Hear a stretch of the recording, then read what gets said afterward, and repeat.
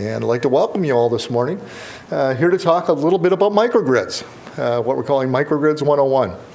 So a little bit about EnTech, when my remote works. So who are we? We're trusted energy experts. So we are part of Faith Technologies. Faith is about a 50-year-old as of last year.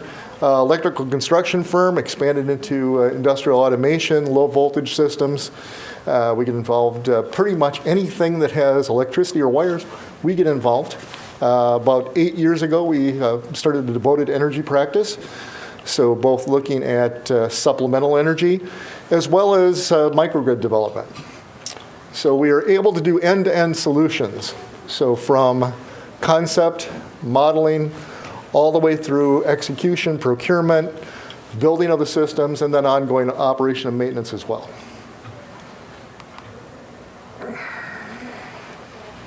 So it lets us give a full slate solution across the board. Developing, engineering, sourcing materials, installation, operation, and optimization.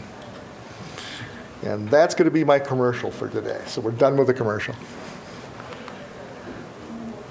So traditional versus distributed energy. Traditional power distribution, I get power from a power plant, gets injected into the grid. I'm tied to the grid, I take power from that. We're looking at the new energy paradigm. So being able to self-generate, being able to have that more localized as well, be it from a behind-the-meter solution or an in-front-of-the-meter utility solution. We're looking at more distributed generation, more usage of that distributed generation, but also looking at it from a microgrid standpoint to make it more resilient. It's one thing to be able to distribute energy throughout the grid. It's another thing to be able to isolate sections of the grid so that when problems do occur, we're still able to function without large sections of the grid being out. So again, when we talk about this, we're talking about a power plant supplying, but also I can supply directly. And part of what we'll touch on today is the difference between a microgrid and a distributed energy source.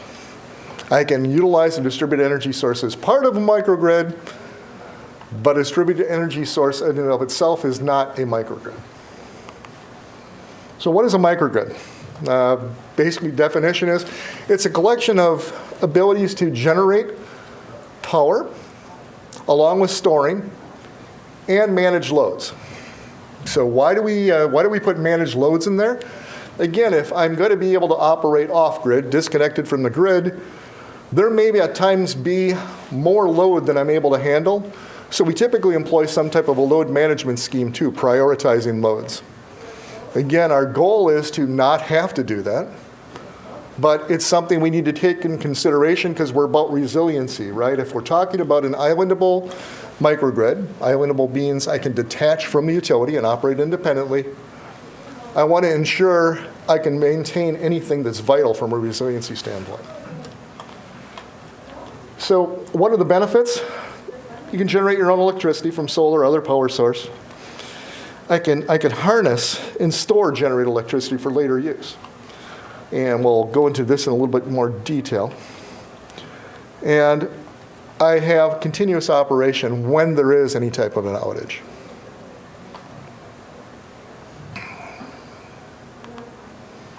So let's talk about energy transformation. Traditional model, I get power from a utility. When we're talking about microgrids, it can be an all-in-one. I put a system in place at once, or I can build into that. So, for instance, I can start with grid-tied solar. Supplement whatever power I'm taking from the utility with power I can generate on-site. Now, if it's just grid-tied solar, if the utility goes out, I'm still down because I need the utility to be my anchor. It needs to be my reference. Something needs to tell me what frequency I need to operate at, what voltage I need to operate at. In a grid-tied solar solution, the utility provides that for me. I don't provide that on my own. Next, you can look at adding controls and battery storage. So now I'm looking at that storage component. Now, depending on what type of equipment, from a power standpoint, I utilize with that battery may be able to, in certain cases, operate as that referencee in place of the utility. So this is what we call an anchor resource. An anchor resource has the ability to generate a reference for frequency and voltage. And my slide did not update properly, because the next step is, if I have a problem with the utility and I have that anchor resource, I'm now able to operate independently for whatever the ability is for my solar to generate my battery. If I need further resiliency, I can add some other type of generation source, a backup source. I can add a generator. I can add a microturbine. So benefits. Cost. I get operational flexibility. I get predictable energy costs. Sustainability. It isn't just a buzzword, it's a way of life. Reducing greenhouse gases, lowering carbon footprint. We're seeing an increased focus on this in all spectrums of the clients we work with.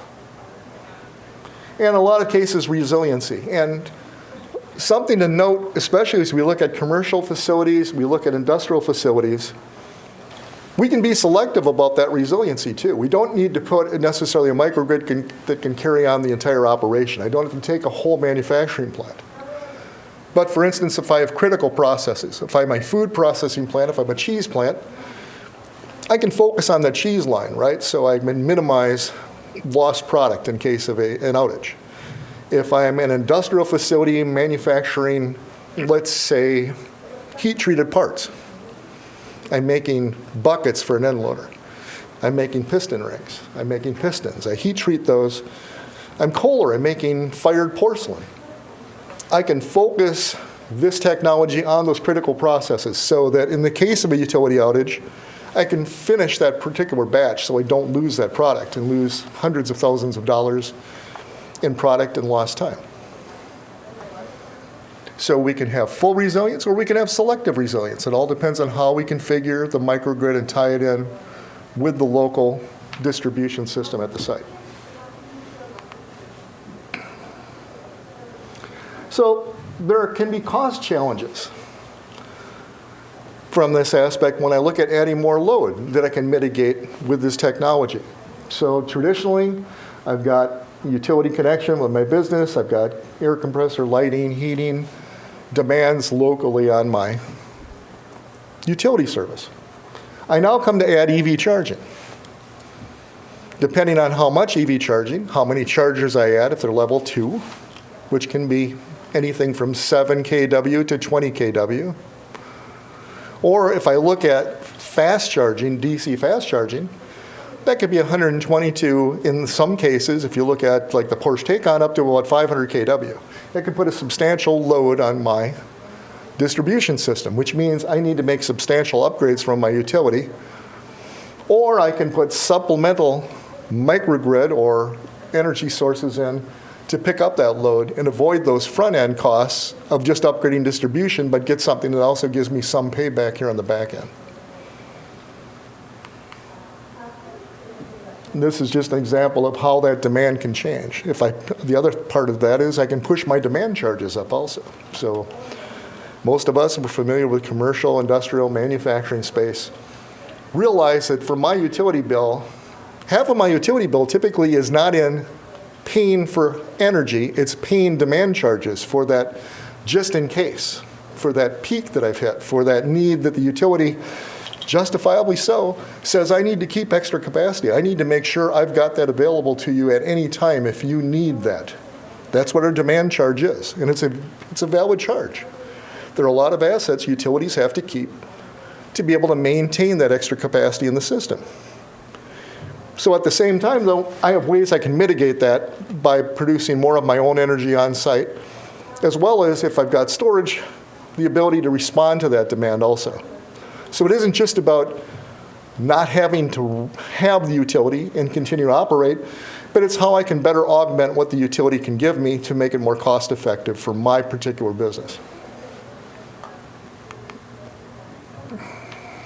Peak demand. I can handle peak demand. Again, if I've got a microgrid system in place, I've got energy storage in place, I can mitigate those peaks. I can look for rapid transitions, and when I see a rapid transition, I can inject more energy into my system to offset and clip that peak off. We call that peak shaving.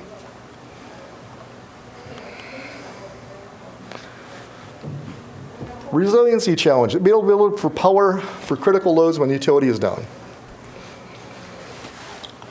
I'm not sure here in the southern part of the state. I live in the Green Bay area. We have been getting more frequent outages in the Green Bay area. We're getting them more frequently. We're getting them over more extended periods of time. I actually got a hard time from my wife last summer because we had about a 5-day outage at our home. And she looked at me and she goes, "You're the microgrid guy. Why don't we have a microgrid?" I'm like, okay, I'm finally winning, right? Because I wanted to do this for years, didn't want to spend the money. She's tired of the lights not being on. She's tired of having to go to her parents' house to get stuff out of their refrigerator, about 3 miles away. When are we going to put a microgrid in? I'm like, next summer, we'll start working on this, honey. Again, looking at ways to handle and help supplement what the utility can provide for me. And the other thing is, if I'm able to do this, I'm relieving stress on the utility itself too. So really, when I look at this type of technology, it isn't about replacing the utility necessarily, but it's augmenting it, and in that process, also helping to relieve some of the stress on the grid and their infrastructure, because I put less load out there. Now, where I live, that happens to be really important as we start moving forward with more EVs. I'm about 3 or 4 blocks from a Quick Trip, which happens to be on the same circuit from a utility standpoint that my home is on. They have, let's say, 16 pumps at that station. If we replace 1/3 of the vehicles on the road by 2030 with EVs, I have to replace 1/3 of those pumps. If I start looking at those as DC fast charges, that's about 0.5 megawatt worth of load for that Quick Trip. Every time I go by that Quick Trip, whether it's 7 in the morning, 5 in the afternoon, midnight, every pump is full at that station. So now imagine placing that with EVs. That's another 0.5 megawatt the utility needs to be able to handle in the transmission lines in my neighborhood. But the other thing to note is there's another mini mart directly across the street from Quick Trip of the same size. So now I've got 1 megawatt the utility has to pick up at that area. So again, utilizing this type of technology on a more localized basis helps relieve some of that demand within that neighborhood to give more capacity available for those types of applications, and improves from a resiliency standpoint. Sustainability challenge. Don't always know where the source of our power is coming from. I'm fortunate in Green Bay, we had a coal fire plant that most of my power came from up until about 2 years ago when they decommissioned the plant. So I can feel better about that. I'm getting greener energy coming from other places. But again, able to control this more. If you look at for us internally, we own a digester and renewable natural gas facility down in Madison, over on Middleton on the west side. We're powering that plant with renewable energy. Again, we want to minimize our carbon footprint. We power the facility with renewable energy. We have a large solar installation. We have a backup battery situation we have there. We also are looking at utilizing green energy for transporting of the gas. So we don't inject directly into the gas pipeline. We transport from our facility to the Dane County landfill, where there's an injection point there. We're in the process of converting over from conventional fossil fuel tractors to electric. In fact, we ran a trial in August with PACCAR, who we partner with along with Schneider on their EV charging solutions. That would be like the Kenilworth and I'm going to forget. Peterbilt, thank you. People. So again, more solar, reduce carbon. Utilities are looking at that, right? That's how they're getting a more green, more renewable footprint. We can do the same thing. And again, whatever we do helps the utilities on the other side also. So we can help our neighbors. So what can this look like? So one, we've got grid-tied energy generation. Grid-tied energy generation we can operate in conjunction with a utility. Grid tied implies I don't have the ability to island. I don't have an anchor. I have to use the utility for my reference. It can be any of those generation sources, along with storage and control. Again, that's not an islandable situation, though. That's a supplemental energy installation. That battery system in this configuration is not designed to be able to operate without the utility.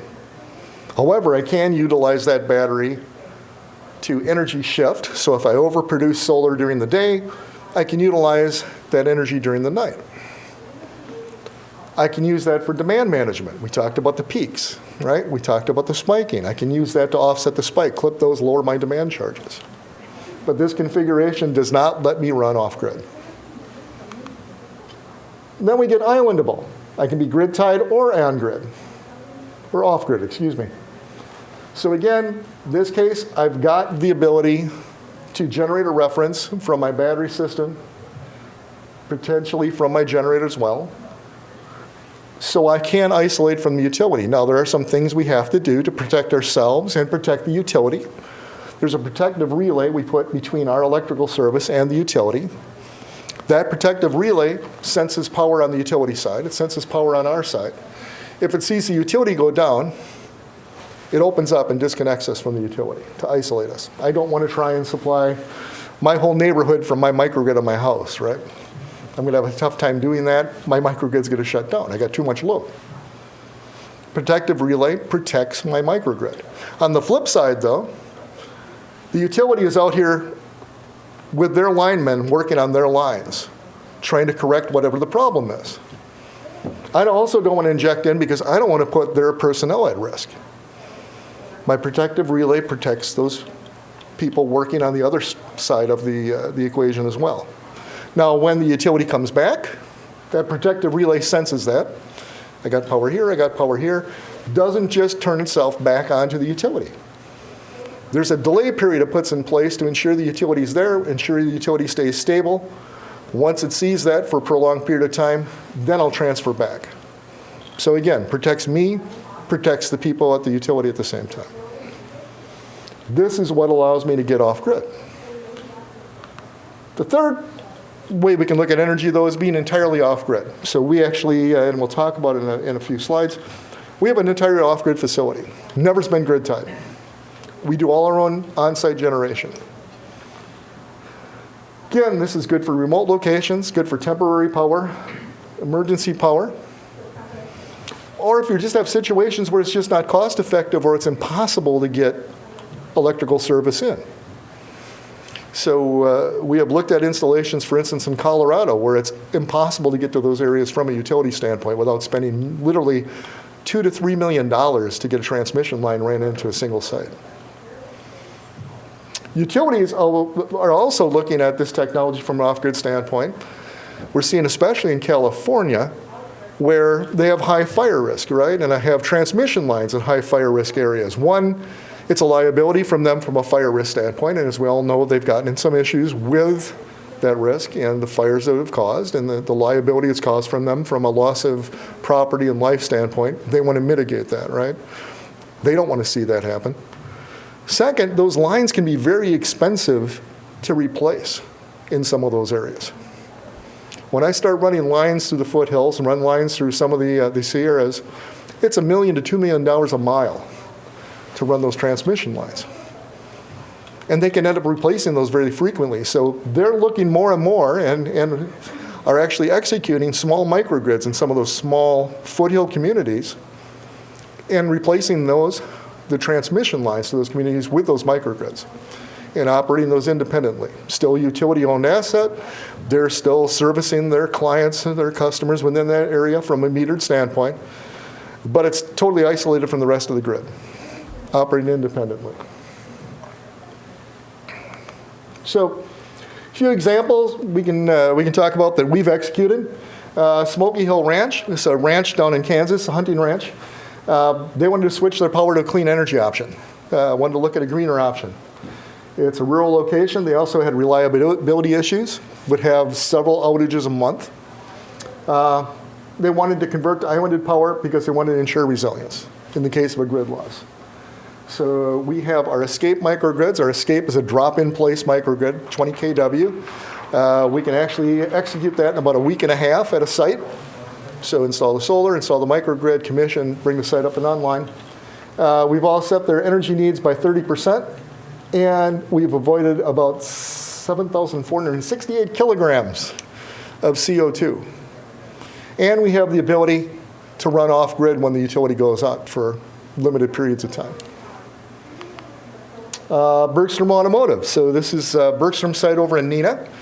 They were getting the first Mustang E's in Wisconsin, and they were going to be at that site. Their utility infrastructure did not have enough extra capacity to support the EV charging for the requirements Ford had for them for those cars. So we worked with them, developed off-grid solutions. So we actually have 2 escape microgrid systems there with EV charging. One of them supplies a charger within their service bay. One of them supplies a charger external outside in the lot area itself. And that supplied 100% green energy off-grid for them.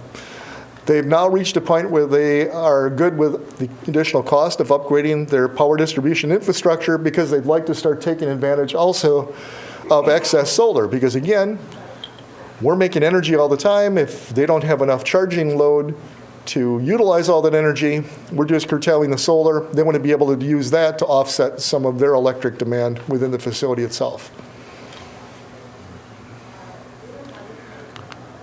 Bubolt's Nature Preserve. This is Nature Preserve in Appleton, Wisconsin.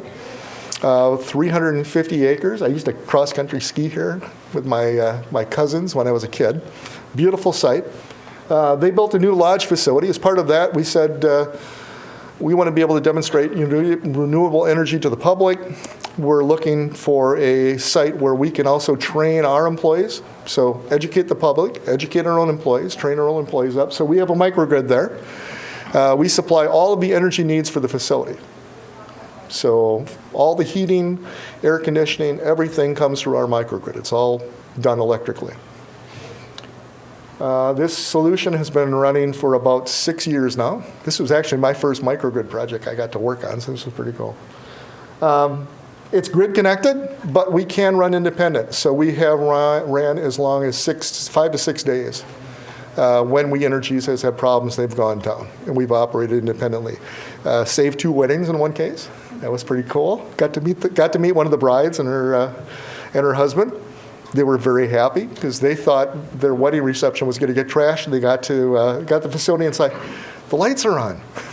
And the staff is like, yeah, why wouldn't the lights be on? They said, well, power's out all over the place. Staff didn't even know they lost power until someone told them from outside. So that was pretty cool. We've reduced their energy bill by $30,000 a year. We also supply, at this point, free EV charging. Last year, we supplied over 200 megawatt hours of charging to electric vehicles from the facility. And we have the ability, again, on all these sites to monitor them both on-site and remotely. So that's part of what we do from an operation and maintenance standpoint. We can remotely monitor, and in the case of problems, dispatch, and our goal is to dispatch our personnel before anybody at the site knows there's any type of a problem. Finally, we have Lakeside. This is our demonstration site. So this is a off-grid, in the process of being an off-grid community. It's an entirely off-grid facility. We want to demonstrate the viability of the technology from a small to medium-sized development or commercial, residential, or municipal space. So we have a facility, it's 18,000 square feet, the Vision Center. It's designed to look, somewhat like what this could be for a municipal standing. So if this was a fire station, for instance, we have 4 fully conditioned, heated, air-conditioned, 24-foot by 55-foot bays. We've actually had Pierce bring some of their all-electric fire trucks in, be able to work with their customers and demonstrate the charging technology for those. We have 3 guest rooms. So again, if I'm a fire station, people stay there, they sleep there. We have meeting space, we have central space. Everything is electrically heated and cooled. The only utility connection to the facility is a natural gas connection for the fireplaces in the Vision Center. and a natural gas connection for our backup generator on the microgrid, because again, we're in Wisconsin. Can't guarantee in the winter if I'm not going to have some extended period of clouds or snow. So again, want a second generation source. That generator will run very limited time in December, will run fairly regularly each day for a set period of time in January. Again, limited in February, and by March, typically from March through November, again, we're operating entirely off from solar for the entire site. We have an EV charging depot we're also building there to demonstrate what an EV charging depot can look like to our clients, as well as we have additional developments planned for the site in the future. So one of the questions again is where to start. So again, we look at the first place to look at is understanding your energy usage, understanding where energy is going, understanding how you're using energy, because we'd rather see you save energy and use it more smartly than just put generation in place. This is a much more cost-effective way to approach it. And so we can help do that. Other people can help do that, can do energy usage assessments, figure out where energy is being utilized in the site, how it's being utilized in the site, where can we make improvements. Sometimes it's as simple as if you have a commercial facility, industrial facility, or the building management system, what time of the day is heating and air conditioning kicking on before employees start arriving? We had one situation with a medical clinic, local neighborhood clinic, that no one came into the facility until 7:30 in the morning, but they were firing up their HVAC and their heating systems at 4 o'clock. Everything was stable and up to temperature in about half an hour, so they had several hours of wasted energy where they were maintaining a higher set point in the winter to heat the building, or maintaining air conditioning in the summer to cool the building. We're able to help them work with their facilities people to shift that timing on the building management system. Again, save them money, save them energy. Don't need as big of an installation, as much battery storage, et cetera. So again, how can we conserve, how can we better utilize the energy on site? And so we'll try and work with our clients. That's the first thing we'll take a look at. So anybody wants to do energy sourcing, anybody who wants to look at supplemental energy, wants to look at microgrid, the first thing is, how are we using energy and how are we making sure we use that efficiently? Because frankly, a lot of these things are more cost effective than just putting in generation right away. Making sure you got good door seals, making sure your building management system is bringing things on and off when they should, making sure you have energy efficient lighting, making sure you have lighting controls. All those things can be more cost effective solutions, and we help our clients look at executing those first. So again, if there are questions, contact information is here. I invite you to reach out. Also, if you want to stop and talk with me, I'll be around the conference all day today. I love talking about this stuff. And otherwise, I open the floor up to questions. Yes? Do you have any residential neighborhoods that are using these solutions? Or a group of homes? We have isolated homes that are using this, but not neighborhoods. So a lot of our execution is in Wisconsin. Part of the problem with Wisconsin is if I push energy across property lines, I need to register as utility. That being said, we are looking at potential in the future at a off-grid development on the east side of Lake Winnebago, where we own the property, but then you could buy condominium space. So basically build up top of that property. We supply energy to you. You would have your home, though, that you would own. We'd own the space underneath, so it's one piece of property, so we don't have to worry about that ruling across the property lines. Is that a state rule? That's a state rule, yeah. Yep. If no utility is allowed to. It's okay. If I'm not a utility and I'm generating electricity, I can use it within the confines of whatever property lines I am generating on. But if you're next door, I can't give power to you or sell power to you unless I you register as a utility and follow all the rules that a utility follows in the state.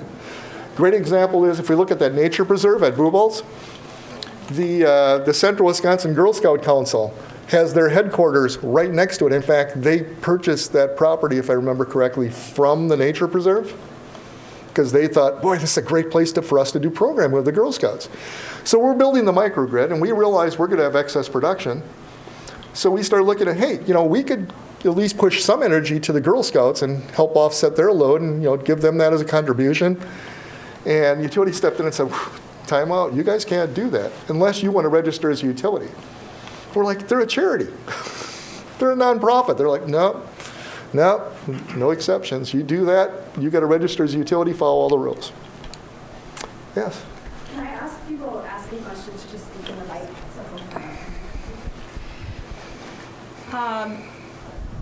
Is this on? Okay.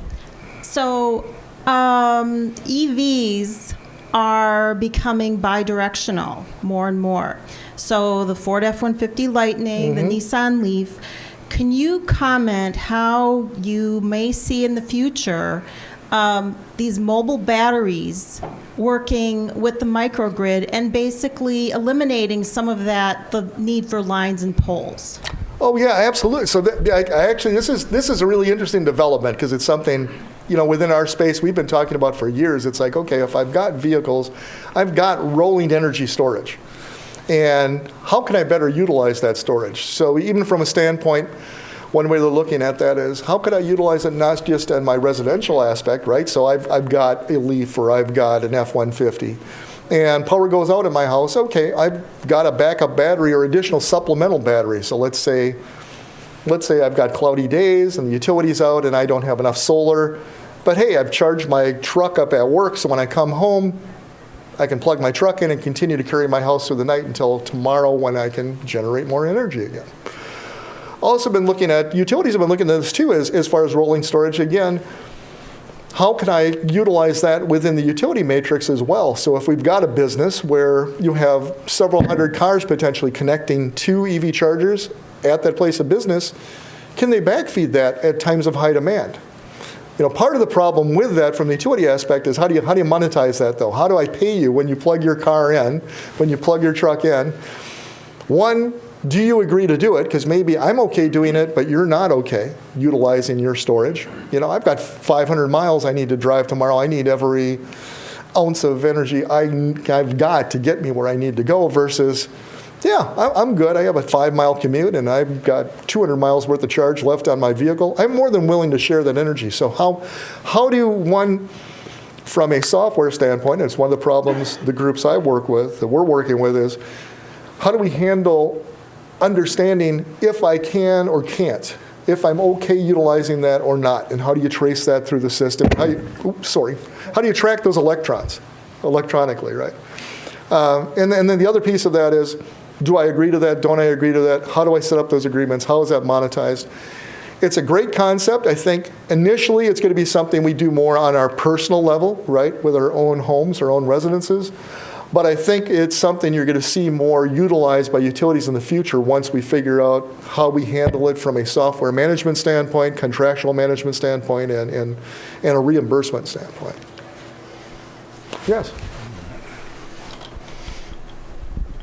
Could you comment on what you see as the major barriers for more rapid deployment of microgrids, and in particular, the role of of utilities in general? Are they ready for it? Are they embracing it? Because I've heard they're not.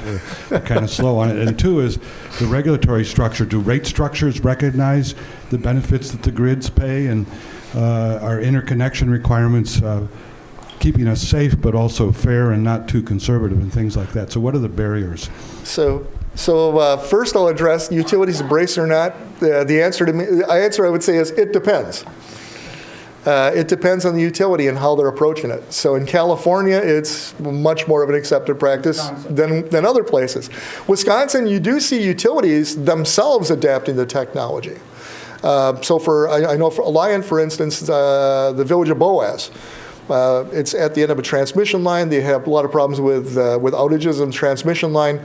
They put in a battery storage microgrid and that village, again, so that if they lose that transmission line, that battery is able to supply energy to the village until the transmission line comes back up. So we need to see utilities on the front end of the meter realizing that, yeah, this is good, useful technology. We also see them utilizing it, kind of in the place of more localized peak generation. So again, if you look at the regional utility, the little regional electric co-ops, quite often they'll have diesel or have natural gas generators strategically located throughout their service area, that in times of high demand, they have the ability to fire those up to relieve demand in those isolated areas. We're seeing more utilities going to battery storage or battery storage microgrids to replace that, right? So from a green energy standpoint, I might have a solar array that is injecting green energy into my grid. I'm then utilizing that to charge these batteries. So in the case of high demand, I can discharge those batteries the same way I would use a generator for an hour or two until I get through those high peaks. So there's no barriers in Wisconsin? There's no barriers from a utility. On the other hand, if I am a self-generator, there is a process, and in fact, I was involved with rewriting the interconnection rules, which are now going through the regulatory approval process and approval through the various levels of state agency from the PSC they need to go through. I think the interconnection rules that we have proposed are going to be a definite improvement upon what we have had in the past. Again, they're catching up with the technology. Part of the problem with the old rules wasn't they were bad, but they were behind from a technology standpoint. I think it's a much better and fairer process for how these things are evaluated. It takes time, though. You know, and I understand that. So I'm kind of a pragmatist when I start looking at, yeah, I really want to push this, and I think it's great doing this behind the meter. But I also, on the other hand, understand the utility concerns over here too, because at the end of the day, they've got to keep everybody else safe from what I may do. So there's time involved with studies and those types of things. But in general, I think that's a fair process. Now, the problem I see with this type of technology is overproduction and how I'm compensated. Compensation is not great. How much I can sell back the utility in general is not great. Different utilities have different policies. One utility may limit you to a 20 kilowatt system to be able to do net metering and sell energy back. Another utility may make that 300 kilowatts. So, and it varies utility to utility within the state. A lot of times with the regionals, I can actually generate better contracts by talking about, if I've got a larger facility, generating a better contract than I would just using their normal net metering rules. Where I have the ability, again, so there's ways to negotiate that, but it's more difficult. Now, one thing that's going to make all of this a lot more interesting is FERC 2222. If you're not familiar with that, they came down, told the operating units, this new rule says you have to allow people to sell energy to the general market at market rates. And so what that means, there's a 24-hour look ahead as far as what demand's going to look like, and they establish what the cost targets are for either buying or selling energy during peak periods on the next 24 hours. This would give me the ability, instead of selling energy back, let's say, to my local utility at 4.5 cents a kilowatt hour, to take advantage of market rates, which could be 20, 30 cents per kilowatt hour at high demand times. Middle of July, really hot, 4 in the afternoon, lots of air conditioning running, right, heavy demand. So that, I think, is going to change the landscape too. Now, some of the operating units are a little bit more liberal so far with what they proposed to satisfy FERC. So California says, yeah, we'll be ready in a few years. MISO, which we're at, they said, no, we can't possibly do this until 2030. So again, it depends on where you're at. Wisconsin, it's a little more difficult climate, but we can work within that climate, but it's a little more difficult to make it a short-term cost-effective solution. Where a solution where I may take in another location and have a 3 or 4 year payback, it might be a 7 to 10 year payback in Wisconsin. The plus side, though, it's a 20 to 30 year asset minimum, right? So, but again, a lot of people in America, especially on the business side, I want a quick return. We don't look at things more in the long haul. We look at more in the short haul. Answer your question? More or less? It's cloudy. It's cloudy. Yes? Have you had any experience putting microgrids in a building that might have multiple tenants, each having their own meter? Have we had any multiple tenants, each with its own meter? No, I have not. I had to think about that. Got a couple instances where we've been talking with people, but not at this point yet. Interesting premise though, right? Because I've been within one property, right? So I can, part of the problem I think though would be the standpoint of if I provide energy versus selling energy. So that's the other kind of unique thing. We do EV charging solutions. We have public EV charging stations. We can't charge for the electricity that we provide for EV charging yet. So we have to charge based on the time you're connected. I can't charge you for kilowatt hours. I can charge you that you were connected to my charger for 2 hours. So again, when we look at the type of situation you're proposing, I couldn't sell you energy as an individual tenant within that facility. Now I could say, as part of your rent, we provide electricity free to you.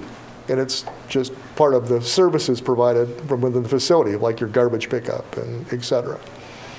But again, if you and I both live in the building, I use twice as much energy as you do, we're still going to end up paying the same. Because it's not going to be based upon the actual energy usage. Can't do that. Yeah. Quick time check, it is 8:30, sometime for the next session. All right. Well, thank you, everyone. Appreciate it.